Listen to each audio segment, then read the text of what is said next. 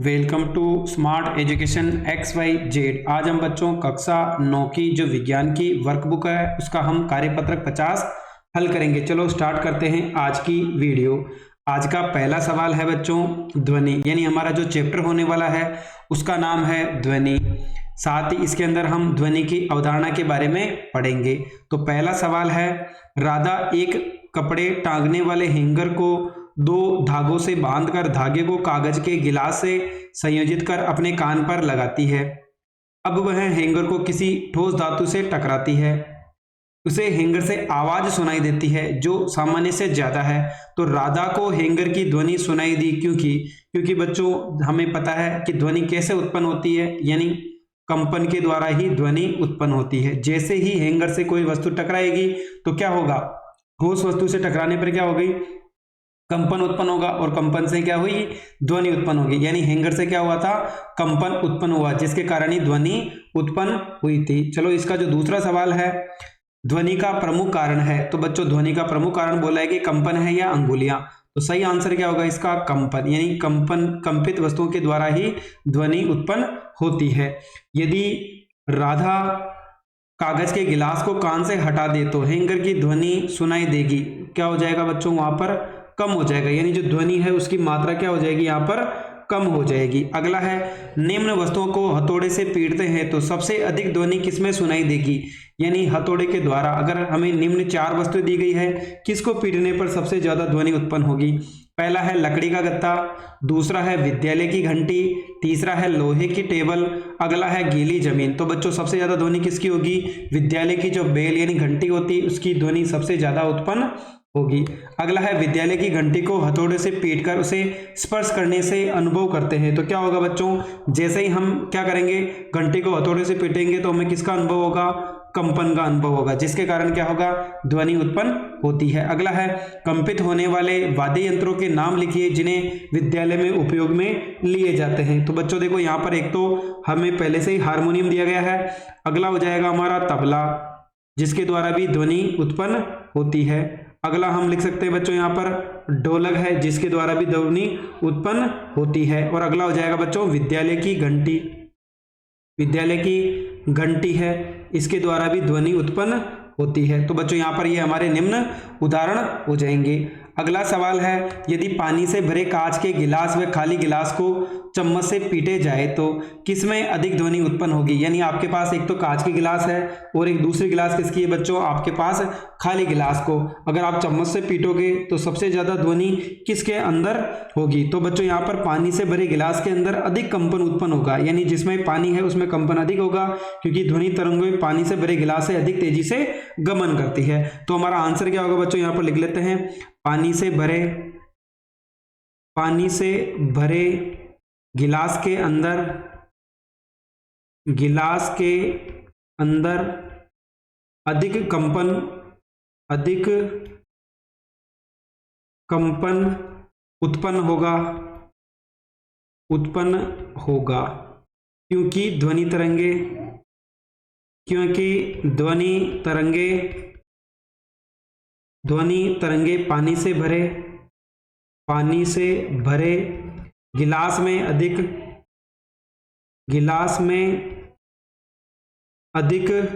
पानी से भरे गिलास में अधिक तेजी से गमन करती है। तो बच्चों हमारा आंसर क्या हो जाएगा, जिसके अंदर पानी भरा हुआ है उसके अंदर क्या होगा, ध्वनि तरंगे ज्यादा संचरित होगी, यानी ज्यादा फैलेगी। इससे क्या होगा, ध्वनि का जो प्रभाव होगा वो क्या होगा बच्चों, बढ़ जाएगा। तो ये हमारा आज का कार्यपत्रक 50 था। अब इसके साथ ही हम जो अगला कार्यपत्रक है 51, इसको भी हल करने का प्रयास करते हैं। तो यहाँ पर हमें बोला है ध्वनि संचरण, यानी ध्वनि सबसे ज्यादा ठोस के अंदर होती है, उसके बाद द्रव के अंदर और सबसे कम किसके अंदर होती है बच्चों, गैस के अंदर। यानी अगर ध्वनि सबसे ज्यादा किसके अंदर सुनाई देगी, ठोस के अंदर, फिर द्रव और फिर गैस के अंदर। तो हरि को प्रयोग करना अच्छा लगता है, उसने एक निर्वात पंप लगे कांच की बड़ी बोतल ली, एक मोबाइल को बोतल में रखकर उसका ढक्कन बंद कर दिया। अब मोबाइल की घंटी बजाई एवं आवाज को ध्यान से सुना। अब निर्वात पंप की सहायता से बोतल की सारी हवा बाहर निकाल कर बोतल को निर्वातित कर दिया। धीरे धीरे मोबाइल की घंटी की आवाज सुनाई देने लगी। तो हरि के प्रयोग के आधार पर निम्न प्रश्नों के उत्तर दीजिए और बताइए कि कौन सा आंसर इसका सही होगा। पहला बोला है हरि को ध्वनि कम क्यों सुनाई दी, तो बोतल में वायु की कमी के कारण। तो पहले का आंसर क्या हो जाएगा, हरि को ध्वनि कम क्यों सुनाई दी, क्योंकि बोतल में जो वायु थी उसकी मात्रा क्या थी बच्चों, कम थी। दूसरा है बोतल में वायु की कमी होने से क्या, वायु में कमी होने से क्या बोलते हैं, तो बच्चों बोतल को क्या बोलेंगे, यहाँ पर बोतल का हम लिखेंगे यहाँ पर निर्वातित होना, यानी बोतल का निर्वातित होना। अगला है निर्वात में ध्वनि का संचरण होता है क्या बच्चों, नहीं होता है। प्रकाश का संचरण तो सबसे ज्यादा होता है लेकिन ध्वनि का संचरण नहीं होता है। यहाँ पर बच्चों अगर हम बात करें निर्वात का मतलब है ऐसा माध्यम जहां पर, ऐसी जगह जहां पर कोई भी माध्यम नहीं होता है वहां क्या बोलते हैं, उसको हम निर्वात बोलते हैं। ध्वनि के संचरण के लिए आवश्यक है, तो बच्चों माध्यम का होना बहुत ही जरूरी है, उसके बगैर ध्वनि एक जगह से दूसरी जगह सुनाई नहीं देगी। अगला है ध्वनि कंपन से बने विक्षोभ का चित्र बनाइए। यह आकृति स्थिर पानी में धीरे से कंकड़ डालने से बनी जैसी आकृति होगी। तो बच्चों अगर हम बनाएं यहाँ पर तो देखो इस प्रकार की ध्वनि तरंगे बनेगी, तो ये क्या हो जाएगा बच्चों, इसका आंसर हो जाएगा। अगला है क्वेश्चन नंबर 3, एक बार उसको भी देख लेते हैं। ध्वनि के संचरण के लिए ठोस द्रव गैस माध्यम की आवश्यकता होती है। सारणी में दिए गए कथन को पढ़कर सही माध्यम लिखिए। यानी हमारे पास 3 माध्यम है, ठोस, द्रव और गैस। तो पहला कथन है बच्चों यहाँ पर, एक धातु की छड़ के एक सिरे पर खटखटाने से दूसरे सिरे पर इसकी आवाज सुनाई देगी। यानी एक तरफ अगर आप किसी चीज से पीटते हो तो दूसरी तरफ आपको ध्वनि सुनाई देती है। तो बच्चों वो कौन सा माध्यम होगा, हमारा ठोस होगा। ठोस का मतलब है जब कण क्या होते हैं, बिल्कुल पास पास होते हैं, जिससे क्या होगा, कंपन ज्यादा होगा तो ध्वनि ज्यादा सुनाई देगी। पानी में रखी कोल बेल यानी घंटी की आवाज सुनाई देगी। तो बच्चों ये भी क्या हो जाएगा, हमारा ठोस होगा। माध्यम क्या होगा, यहाँ पर भी हमारा ठोस होगा। जो घंटी है वो क्या है बच्चों, ठोस है। अगला है विद्यालय में बजने वाली घंटी की आवाज सुनाई देगी। तो यहाँ पे भी हमारा माध्यम क्या होगा बच्चों, ठोस होगा, क्योंकि सबसे ज्यादा ध्वनि का संचरण ठोस के अंदर होता है, उसके बाद द्रव, और सबसे कम किसमें होता है बच्चों, गैस के अंदर होता है। छोटे बच्चों का माचिस धागे से बने खिलौने में वार्तालाप से आवाज सुनाई देगी। तो यहाँ पर भी हमारा जो माध्यम होगा वो कौन सा होगा बच्चों, ठोस होगा। डॉक्टर द्वारा स्टेथोस्कोप से धड़कन की आवाज सुनाई देती है। तो इसका माध्यम भी क्या हो जाएगा बच्चों, हमारे पास ठोस हो जाएगा। रेलवे स्टेशन पर रेल का हॉर्न सुनाई देना, ये कौन सा माध्यम है बच्चों, हमारा गैस माध्यम है। कौन सा माध्यम हो जाएगा, यहाँ पर गैस एक माध्यम हो जाएगा जिसके द्वारा ध्वनि एक जगह से दूसरे स्थान पर पहुंचती है। अनुदैर्ध्य तरंग के रूप में ध्वनि संचरित होती है। अनुदैर्ध्य तरंग के सही चित्र पर आपको क्या लगाना बच्चों, यहाँ पर राइट का चिन्ह लगाना है। तो बच्चों पहला वाला तो होगा नहीं, दूसरा वाला क्या होगा, इसका सही आंसर होगा। चलो अब हम इसका जो अगला कार्यपत्रक है 52 उसको भी आज हल करने का प्रयास करेंगे। इसके अंदर बच्चों सेम चैप्टर है ध्वनि कंपन का आयाम, आवर्तकाल और आवर्ती क्या होता है। तो बच्चों पहला अगर हम चित्र के द्वारा समझने का प्रयास करें तो बच्चों इस लाइन का जो ऊपर नीचे यानी ध्वनि तरंगों का ऊपर नीचे होना, ये जो पार्ट है इसको हम किस नाम से जानते हैं बच्चों, आयाम के नाम से जानते हैं। फिर है आवर्ती, यानी एक सेकंड में कितने कंपन हो रहे हैं, यानी कंपनों की या दोलनों की संख्या क्या कहलाता है बच्चों, आवर्ती कहलाता है। यानी एक सेकंड में होने वाले दोलनों की संख्या हम आवर्ती कहते हैं।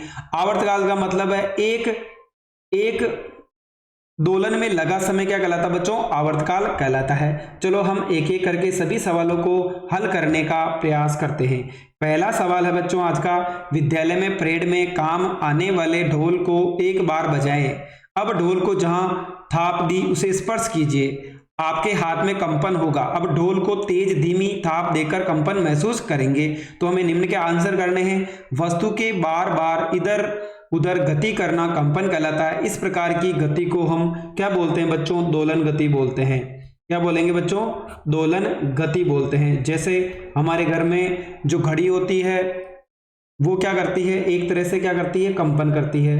तो उसका जो सुइया होता है वो घूमता रहता था, उसको क्या बोलते हैं हम, दोलन गति बोलते हैं। ढोल में अधिक कंपन से उत्पन्न होगा बच्चों तेज थाप से। किससे होगा बच्चों, तेज थाप के द्वारा अधिक कंपन होगा। अगला है थाप से उत्पन्न प्रति सेकंड कंपनों की संख्या क्या कहलाता है बच्चों, हमारा आवृत्ति कहलाता है।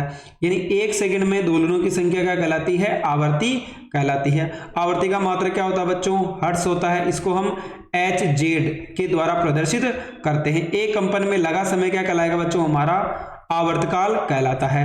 यानी 1 सेकंड में कंपनों की संख्या तो आवर्ती कहलाएगी और एक कंपन में लगा समय हमारा आवर्तकाल कहलाता है। चलो दूसरा सवाल देख लेते हैं।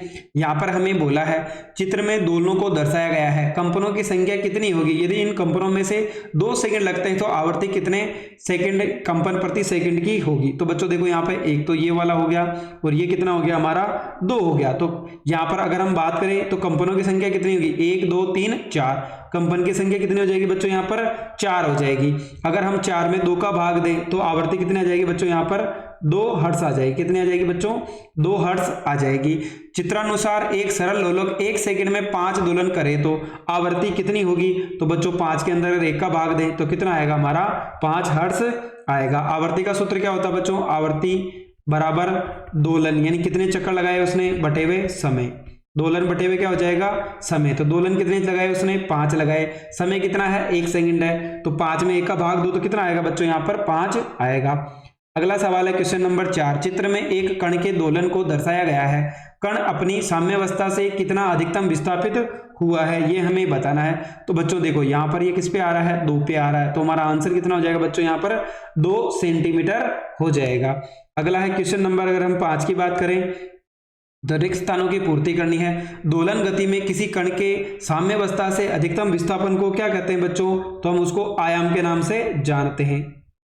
अपनी माध्य स्थिति से ऊपर नीचे होना क्या कहलाता है बच्चों, आयाम कहलाता है। सरल लोलक के एक दोलन में यदि 10 सेकंड लगते हैं तो हमें बताना है बच्चों की उसका आवर्तकाल कितना होगा। तो बच्चों इसका आवर्तकाल होगा 10 सेकंड होगा। एक दोलन में 1 सेकंड लगता है तो चित्र को देखकर निम्न प्रश्नों के उत्तर दीजिए। यानी एक दोलन में 1 सेकंड लगता है तो बच्चों यहाँ पर अगर हम बात करें तो यहाँ से यहाँ तक कितना लग रहा है बच्चों 1 है, यानी कितना सेंटीमीटर हो गया 1 हो गया। तो पहला बोला कि आयाम कितना होगा, आयाम तो हमारा 10 सेंटीमीटर होगा, यानी 10 क्या बच्चों 1 सेंटीमीटर होगा। कितना होगा आयाम हमारा 1 सेंटीमीटर होगा। चलो इसको एक बार हटा लेते हैं, एक बार 1 सेकंड बच्चों, यहाँ पर हमारा आंसर क्या हो जाएगा 1 सेंटीमीटर हो गया।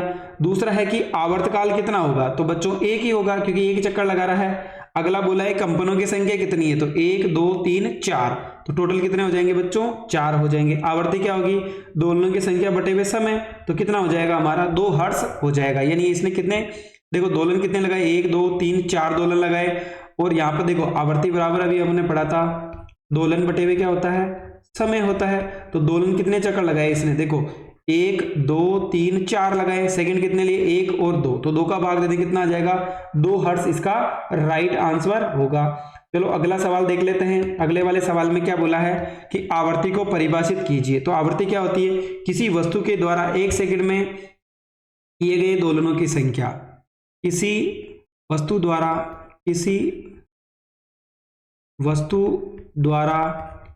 सेकंड में किए गए दोलनों की संख्या, दोलनों की संख्या आवृत्ति कहलाती है। यानी 1 सेकंड में उसने कितने दोलन किए, यानी कितनी बार चक्कर लगाए, वो क्या कहलाता है आवर्ती कहलाता है। आवर्ती बराबर क्या होता है बच्चों दोलनों की संख्या, दोलन बटे हुए क्या हो जाएगा हमारा समय हो जाएगा। अगर इसके मात्रक की बात करें तो बच्चों वो क्या होता है हर्ट्ज होता है, जिसको हम HZ के द्वारा भी प्रदर्शित करते हैं। अगला है आवर्तकाल, यानी एक दोलन में लिया गया समय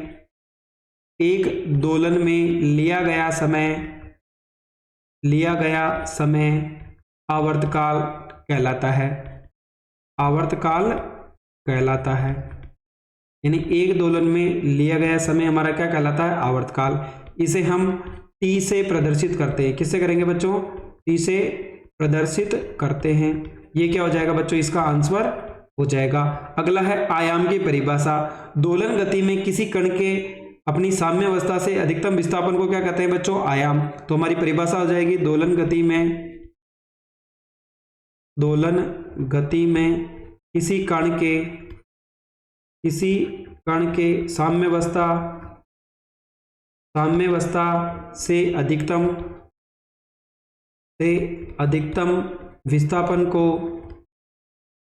विस्थापन को उसका आयाम कहते हैं। और साथ ही बच्चों अगर इसकी बात करें तो इसे हम ए से दर्शाते हैं। किससे दर्शाएंगे बच्चों? इसे ए से दर्शाते हैं। तो ये क्या हो जाएगा बच्चों? आज हमने 50, 51 और 52 तीन जो कार्यपत्रक थे उनको एक साथ हल करने का प्रयास किया। अगर आपको हमारी मेहनत पसंद आई हो तो चैनल को लाइक करें, सब्सक्राइब करें और अपने दोस्तों के साथ शेयर करना जरूर ना भूलें। साथ ही आप हमें कमेंट करके बता सकते हैं। अगर आपको किसी और विषय के ऊपर वीडियो चाहिए तो हम अवश्य बनाने की कोशिश करेंगे। थैंक